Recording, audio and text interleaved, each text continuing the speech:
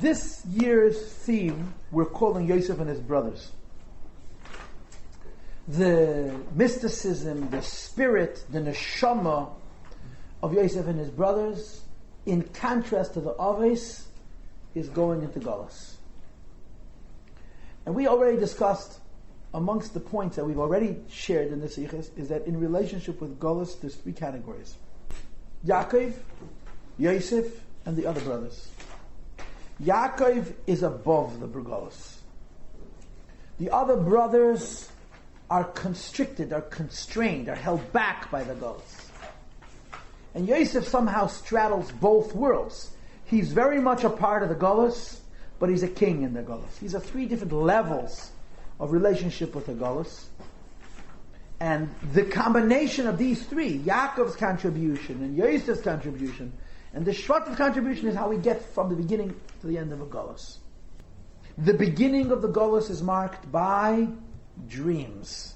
And I think we had two classes on dreams. One that generalized what dreams are, and the other one that spoke specifically about the dreams of Yosef. This was last week's class.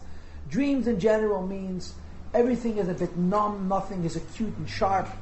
So there's confusion, there's disorder, but it also allows you to deal with things that you couldn't deal with when you're awake because it's too intense. Yosef has these dreams. His brothers hate him.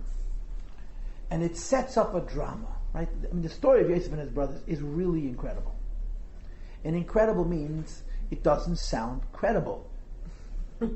Incredible doesn't mean amazing. Amazing means amazing. Incredible means incredible, which means it couldn't have happened. That can't be true.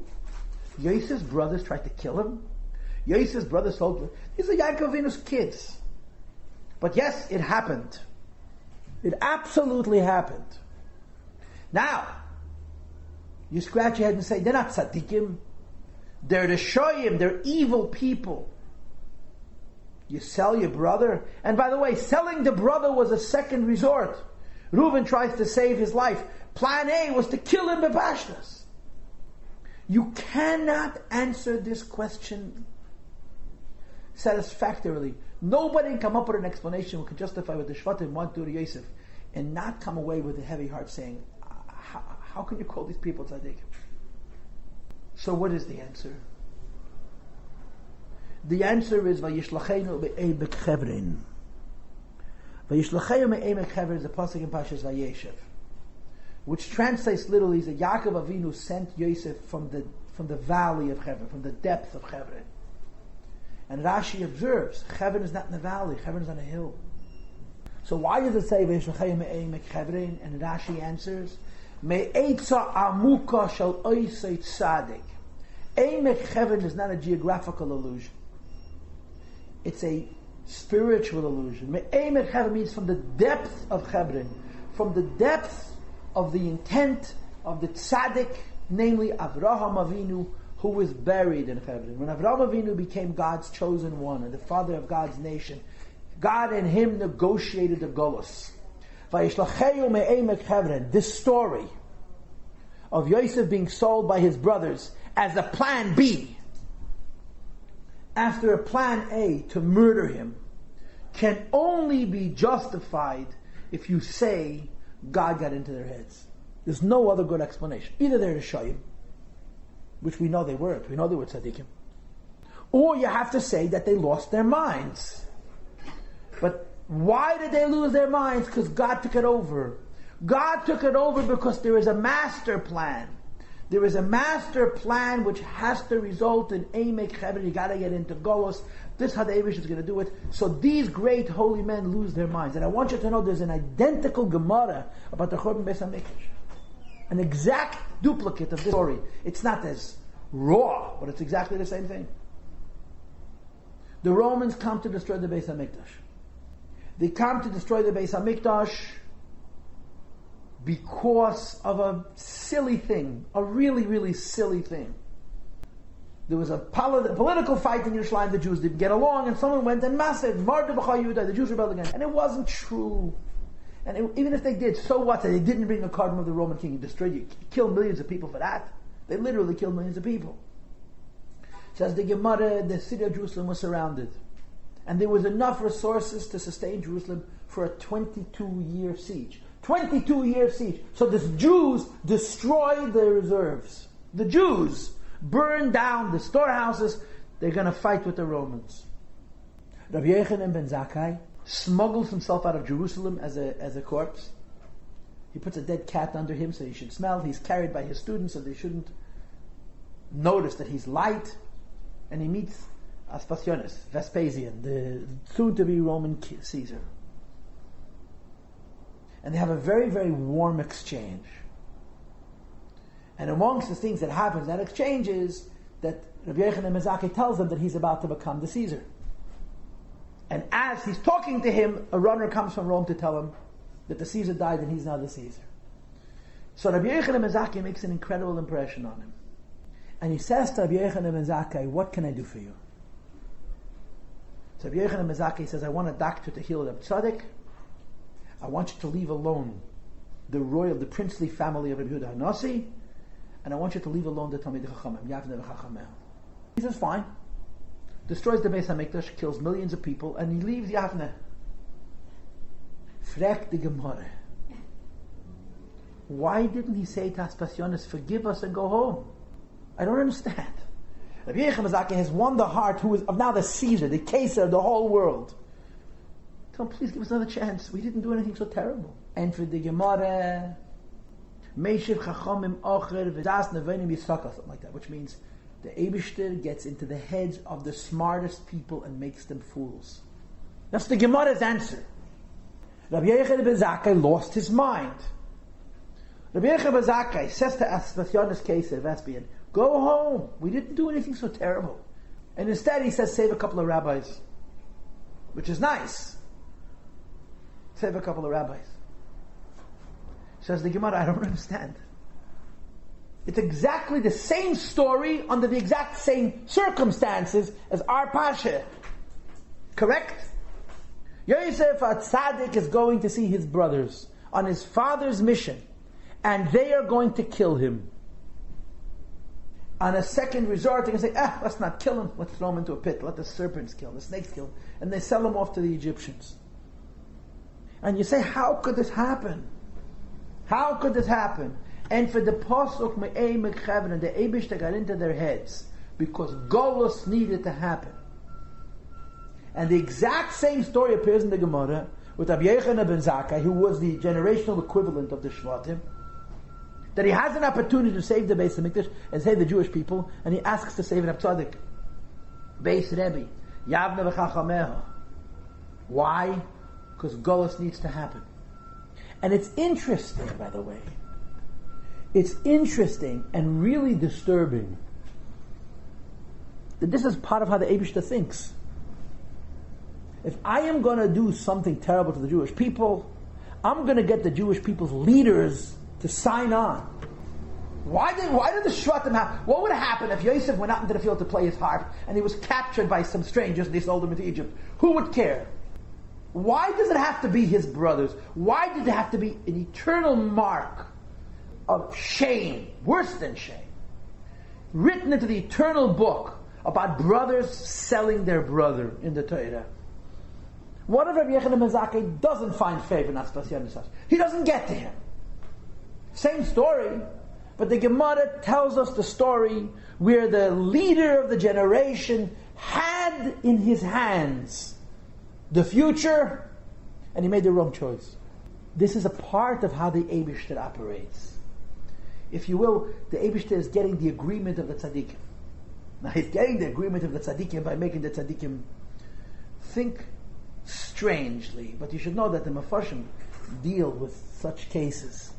And they say, as much as the Eibishter gets into people's heads, they still can make the right choice. It's just almost impossible. The Eibishter makes it virtually impossible to have clarity, but there's still free will. I saw it in the Shalah HaKadosh about the Shaul HaMelech. Shaul HaMelech was never supposed to be king. You know why? Because the first king of the Jews was supposed to be David. Because kingship belongs to Yehuda. Which is why Samuel gets so upset when the Jews ask for a king. The king is not yet born. But Hashem says, give them a king anyway. Because according to Jewish law, you can have a king from another tribe. It's just not anything real. It's not anything eternal. And so on. So Shaul is made king. He was never meant to be king, which means that Shaul has to sabotage himself. History would be totally messed up if Shaul turns out to be a good king. You know why? Because if Shaul turns out to be a righteous king, then his kingship would last forever. And the original plan, that kingship, is David's, would be foiled. So Hashem makes him a king and makes sure that he stinks it up. And he's punished for it. So the Shalach Kodesh says, what kind of game is this? And the Shalach Kodesh says that when something has to happen that involves man's free will, the Eibishter doesn't take away the free will. He just stacks it against you so heavy that it's almost impossible to succeed. When Shaul did two sins that are so small, David HaMelech did much bigger avedas, and he was forgiven. Shaul did tiny sins, and he was, because it was never his. It was never meant to be his. So therefore, the Eibishter had to find a way of ousting him. That's essentially the story. So the Shalach Kodesh writes, he'll never take away free will. He takes away free will, then he can't punish. But he set Shaul up to fail. And the same is true with the Shvatim. And the same is true with the Gemara B'Yechon Mezaka. And I'm sure you can find this similarly in the Churban by Sedition as well. Where people were sort of rendered insane to do actions that would result in the calamity that would follow. Because Golus was in the offing. And for some reason, it's important for the Eibishter, like I said before, it wouldn't be good enough if Yosef was kidnapped by some Bedouins. It had to be his brothers. They're signing on for the Golus. Now, in a way, he's taking away their free will. Okay, so the techno free will freaks will tell him there was still free will, it was just very hard. But those of us who are more spiritual understand that the Eibishter wants a Yid to accept his destiny. The Golus is very painful. The Shvatim represent the voyagers, the people going into that Golus. There's a certain measure of signing on to it, as represented by the Shvatim selling Yosef. So there's a lot of philosophy to this. It's not just a story. And of course the story is the brothers went to shepherd their sheep and to pasture themselves, as Rashi says. Yosef, of course, is sitting at home learning with his father. That's what they did best. And Yankov Avinu sends him off. Now, why does Yankov Avinu send him off? Because Yankov doesn't think that the Eibishter is going to make his children temporarily insane. It doesn't cross his mind for a millisecond that this jealousy, that this political feud, could translate into anything worse than strong words. To think about killing him, to plan to kill him, to be nice guys and throw him into a pit full of snakes, venomous snakes, and then to sell him off to who knows who. It never crossed Yankov's mind, which is also a part of the scheme. That Yankov sort of couldn't understand this measure of lowness. He goes to see his brothers. Before he arrives, they are planning to kill him. Reuven intervenes. Reuven has an old cheshbon. Yankov is angry with Reuven for something else. And Reuven understands that the brothers do something wrong. He's going to be blamed. He's the oldest. He steps in and says, no, loy nakar nefesh, we can't kill him. Put him in a pit. His intention is to save him, right? In the meantime, Reuven goes off to do tshuva for his aveda with the bed of Bilah. And when he comes back, his brother's gone. This sikh has a pashut kasha. When Yankov told Yosef to go to his brothers, he should have said, I can't. They'll kill me. Yosef understood. That's the question of the sikh. And the sikha starts off very logical, but at the very end of the sikha, it throws in an incredibly powerful idea, very, very powerful idea. And this final powerful idea is also, so to speak, consistent with the Golus theme. Now, the Rebbe begins the sikha with an argument between Rashi and Ramban. Yosef comes to Shechem, and his brothers are there. His brothers are gone. His father sent him to Shechem. He bumps into a man named Ish. Who's Ish? Gavriel. Gavriel is the Malach Gavriel. Is the same word as Gevura, right? Which is also Gavriel. The Malach Gavriel meets you. You say, "Oh, Gavriel usually means he's got a tough message, not a loving message. If you a loving message, I would meet Michal." And Gavriel says, "Oh, I heard them talking that they're going to leave Shechem and they're going to a place called Doison." So the machlokes. Ramban says Doisen is a place. Rashi says Doisen is not a place. Doisen is a plan. Gabriel says, I heard them talking that when you come, they're going to kill you. So what's the argument in Ramban and Rashi? Rashi holds Yosef went into fire. When he went to see his brothers, he knew that his brothers are planning to kill him. How did he know? The Ish told him. The Ramban disagrees and says, of course not. If Yosef knows his brother is trying to kill him, he runs away. Why? Are you allowed to commit suicide for kibbud aveim? What was he doing at the moment? Kibbud aveim. He was honoring his father. So according to the Ramban, he went to see his brothers innocently, because Doisan means that they went from point A to point B. But according to Rashi, Gabriel says to Yosef, they traveled from here not to another place. Notlu is atzom and achva. They consider you not their brother anymore. They can kill you with a clean conscience. They travel away from brotherhood. You're a stranger to them. You're an alien. And Doisan means clay doses, schemes, tricks, how they're going to kill you. So the Rebbe then asks, so then according to Rashi, how did he do it? How did he do it? According to the Ramban, he did it innocently. But according to Rashi, he's being told up front, you're walking into a fire. How does he do it? So Rashi gives two answers. Both connected to the theme of Mesiras Nefesh. And God is going to have to forgive me for not reading it inside. The first answer Rashi gives is that tzaddikim, if a person decides he wants to be Mesiras Nefesh for a mitzvah that you're not required to be Mesiras Nefesh, you're allowed. There's two opinions. Rambam holds if a person gives his life for a mitzvah you're not allowed to give your life for, it's a sin. Others say that if a person chooses to give his life for a mitzvah where there's no obligation to give his life, it's called being an extra chassid, an extra tzaddik. So Yosef knows that his brothers are going to kill him, and he chooses to be an extra chassid, an extra tzaddik, and he goes to die to fulfill his father's mission. Okay? The Rebbe says even more. It wasn't even his father's mission. His father sent him to Shechem. The moment he comes to Shechem and they're not there, he did his mission. He can go home. So he's actually doing more than he was told to do. So then the Rebbe brings the second answer. And the second answer is as follows. Mesiras Nefesh has rules. When you're allowed to die, why you're allowed to die, for what you're allowed to die. There is a concept called Mesiras Nefesh al Kiddush Hashem. Mesiras Nefesh to sanctify the name of God. The reason to be Mesiras Nefesh al Kiddush Hashem is to sanctify the name of God. Which means that when are you allowed to do it? When God's name is being sanctified. When the Mesiras Nefesh is Kiddush Hashem, there's no such thing as you can do it, you can't do it. If it's Kiddush Hashem, you can be Mesiras Nefesh. In other words, it's a different thing. I'm not being Mesiras Nefesh not to sin. I'm being Mesiras Nefesh to sanctify the name of God. It says that Rabbi Yosef felt that his brothers lacked in kibbud aveim. He knew that. What was Yosef's proof they lacked kibbud aveim? That they were jealous of him. They were jealous of him because Yaakov favored him. They should have said, if my father favors Yosef, then Yosef deserves the favoritism. So Yosef goes to his brothers to Mekadesh Hashem for kibbud aveim.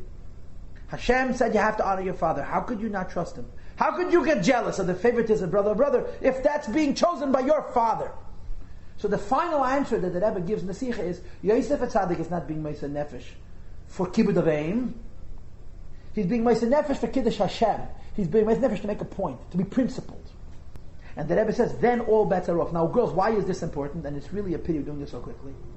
It's because Mesiras Nefesh al Kiddush Hashem, the idea of a person dying for principle. I'm not dying so I shouldn't kill. I'm not dying so I shouldn't worship idols. I'm dying to sanctify the name of God. That's a Golos concept. Mesiras Nefesh is part of our religion. Mesiras Nefesh al Kiddush Hashem, dying to sanctify the name of God, is a Golos phenomena. So Yosef's, the first half of the Sikh is Yosef, the second half of the Sikh is Chanukah. And the Rebbe says about Chanukah is, what the Chashmonaim did was against Jewish law. They were not allowed to do what they did. They were not allowed to go out of the hills and engage a war with the Syrian Greeks that they were for sure going to lose. You're not allowed to go and kill yourself. So why'd they do it? Mesiras Nefesh al Kiddush Hashem. They were not doing it to win. They were doing it to make a point. So what we have here is a Sikha that's revealing in how in the very sale of Yosef, Golos is represented. Because the sale of Yosef came about because Yosef made the decision to be Moshe Nefesh HaKiddush Hashem. He was taking a stand for Kibbud Av V'Eim as a statement. That kind of Mesiras Nefesh is a uniquely Golus kind of Mesiras Nefesh. And you'll have to learn the Sikha on your own.